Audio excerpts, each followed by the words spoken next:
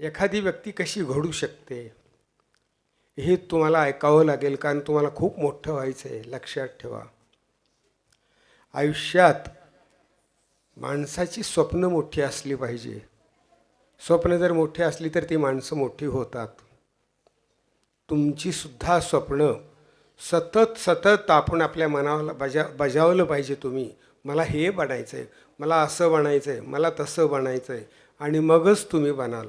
तुमच्या शाळेचे प्राचार्य, तसेच मला नेहमी आवडणारा, हसमुख असणारा, सदा उत्साही असणारा तुमचा स्टाफ, इथं आल्यानंतर सगळ्याच मॅडम जवळजवळ आप्पा आप्पा आप्पा करून माझ्या भोवताली येतात. बऱ्याच वेळेला मला बरं वाटतं की मला एकटी विजयालक्ष्मीचं नाही, खूप आहेत असं वाटतं इथं आल्यानंतर मला.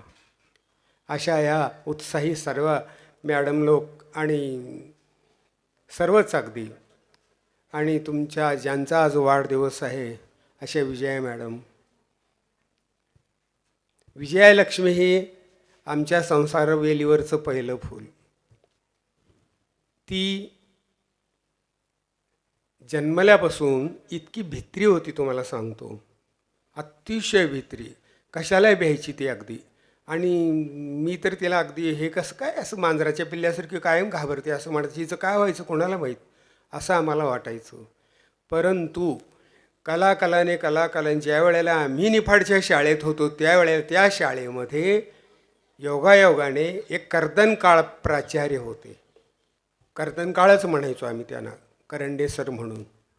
आणि दुसरा एक शब्द होता, आणि तो शब्द सरांनी माझ्या मुखातून ऐकला होता, आग्यावेताळ म्हणायचो. आग्यावेताळ हे नाव नाही, तसेच होते ते, भयानक कडक होते. त्यांच्या समोरून जायची कोणाची इच्छा, म्हणजे शिक्षक लोकांची प्राज्ञाच नव्हती अशी, इतकी कडक होते ते, भयानक. आणि अशा करंडे सरांच्या त्या शाळेमध्ये 12वीपर्यंत विजयाने शिक्षण घेतलं तुमच्या मॅडमनी.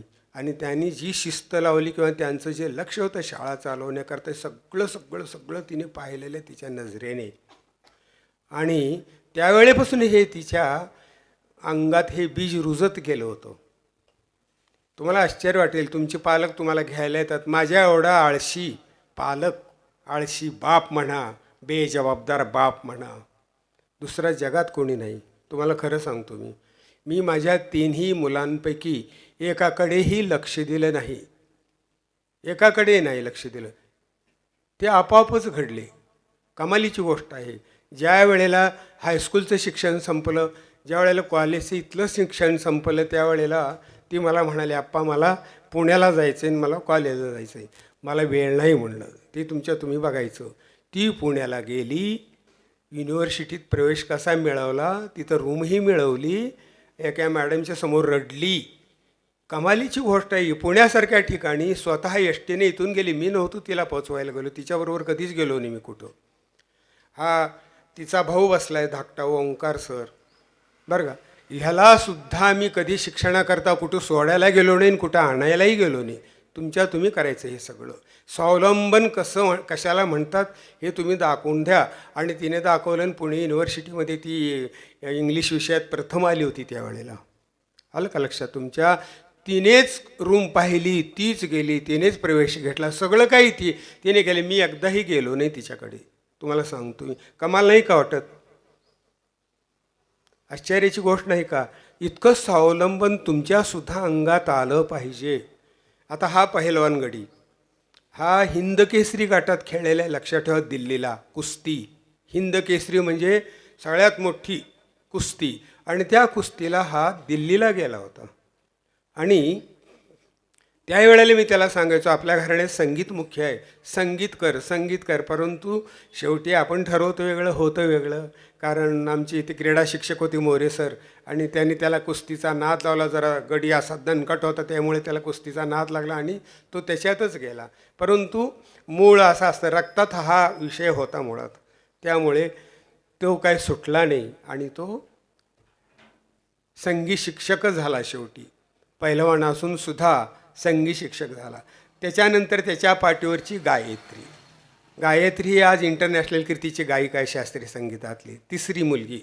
अतिशय लाडकी होती की तरी पण इतकी लाडक्या असून सुद्धा तिला सुद्धा पुणे युनिव्हर्सिटीत शिकायला जाताना मी हे सांगितलं होतं, तुझी बहीण एकटी गेली, एकटा प्रवेश घातला आणि एकटीच ती शिकली, तिथं तुलाही तसंच करावं लागेल. मी तिच्याकरताही पुण्याला गेलो नाही. किती कामाला आहे सांगा बरं मला. एखाद्या मुलीला पुण्याला जायचं आहे पहिल्यांदा, तिने जाऊन प्रवेश घेतला, त्यानंतर तिथंच कशी तर ओळख वगैरे काढून रूम एखादी मिळवली आणि MA पूर्ण केलं तिथं. म्हणजे मला असं आश्चर्य वाटतं की खरंच आपण जे केलं ते योग्य आहे का अयोग्य असं वाटतं. मला खूप दुःख होतं ह्या गोष्टीचं की मी माझ्या मुलांकरता ह्या गोष्टी करू शकलो नाही. पण त्यावेळेला मलाही इतके कार्यक्रम असायचे बाहेर की मला ह्या गोष्टीकरता वेळ नव्हता, तुम्हाला सांगतो मी. परंतु मुलांनी जी टाकली मी जबाबदारी, त्याने मुलांनी खऱ्या अर्थाने सिद्ध करून दाखवली. आणि मला पण अभिमान वाटतो की मोकळ्या जगात मी सोडून दिलं आणि ही मुलं मोकळ्या जगातच घडली, अगदी त्यांच्या ताकदीने घडली ती. अगदी तिन्ही मुलं MA विषय. ओंकारचं तर आश्चर्य वाटतो, तो 3 विषयात MA आहे. मी 7वी शिकलेला माणूस आहे, फक्त 7वी शिकलो. बरं का, तुम्हाला आश्चर्य वाटेल, मी 7वी शिकलेलो आहे, तरी माझ्यावर PhD केल्या लोकांनी. लक्षात आलं का? माझ्या संगीत विषयावर लोकांनी PhD केली. एकाने अमरावतीला केली. आता 2 जणांचे फोन आलेत की आम्हाला तुमचा दुसरा विषय घ्यायचा आहे. मी म्हणलं करा. का ही गोष्ट कशी घडली मुलांनो सांगू का? लहानपणापासून एकाच विषयाचा छंद मी केला. आता तुमच्यापुढे एक विषय नाही, अनेक विषय आहेत, अनेक गोष्टी आहेत तुमच्यापुढे, अनेक आव्हानं आहेत तुमच्यापुढं. फक्त माझं एक सततचं सांगणं आहे. मी एकच चांगली गोष्ट कुठली केली माहिती आहे का? माझ्या मुलांना फक्त मी वाचायला शिकवलं. विजयालक्ष्मी जसं मला कळतं, ती मला वाटतं काय ते 7वीपासून मला अशी काहीतरी फालतू खेळलेली किंवा कुठेतरी इकडे तिकडे टाईमपास केलेली विजयालक्ष्मी मला कधी दिसले नाही. सगळ्यात पहिलं जर माझ्या मुलांना मी वाचायला लावला असेल तरी बाबासाहेब पुरंदरेचं शिवचरित्र, शिवाजी महाराजावरचं चरित्र वाचायला लावलं. तिन्ही मुलांना वाचायला लावलं. हे वाचायचं.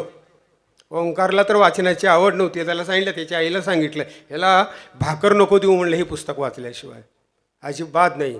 आणि त्या वाचनांमधून तुम्हाला सांगतो हे मुलं घडली. नंतर जो तिला छंद लागला अनेक लेखकांच्या, आणि मलाच छंद होता. तुम्हाला आश्चर्य वाटेल, मी जरी 7वी शिकलेला असेल तरी मी कमीत कमी 15,000 पुस्तकं वाचलीत. मी अख्खी लायब्ररी वाचून काढली आमच्या शाळेतली, अख्खी लायब्ररी. आत्ता विचारा कोण्या पुस्तकात काय संदर्भ आहे तो, लगेच सांगेन मी तुम्हाला. इतकं वाचन केलेलं आहे मी. सगळे ग्रंथ, सगळ्याचे आत्मचरित्र वाचले, कादंबऱ्या वाचल्या, नाही ते वाचलं. कुठं रस्त्यावर पडलेले पेपर पण मी घेऊन वाचायचो. इतका छंद होता मला वाचण्याचा. काही असो समोर, जशी एखादी म्हैस किंवा गाय समोर गवत पडल्यानंतर खाते आणि सावकाश नंतर रवंत करते, त्याप्रमाणे पुस्तकं वाचायचो. आणि अशा रीतीने माझा हा जो गुण आहे तो खऱ्या अर्थाने ह्या ओंकारला वेळ मिळाला नाही नंतर वाचायला, पण ह्या दोघी मुलींनी मात्र आत्मसात केला. गायत्री पण सारखं वाचत राहते. तिला सांगितलं, वाचाल तर वाचाल, तुम्हालासुद्धा हा गुरुमंत्र देतो, एक लक्षात ठेवा, सारखं वाचायला शिका. मोबाईल हाताळायचं कमी करा. मोबाईलने ना अक्षरशः जीवन उद्ध्वस्त केले मुलांची. स्वप्नाळू दुनिया घडते फक्त, बाकी काही नाही. TV जास्त बघायचा नाही. आलं का लक्षात? तुम्ही त्यापेक्षा 2-4 विचारवंत लेखकाची पुस्तकं वाचा, जे शाळेला तुमच्या उपयुक्त आहेत. अशी पुस्तकं भरपूर आहेत. अगदी खूप चांगलं साहित्य मिळतं. ते साहित्य वाचत जा तुम्ही. खेळाय आणि स्वतःला एक आखून घ्या तुम्ही. तुम्हाला सांगतो मी,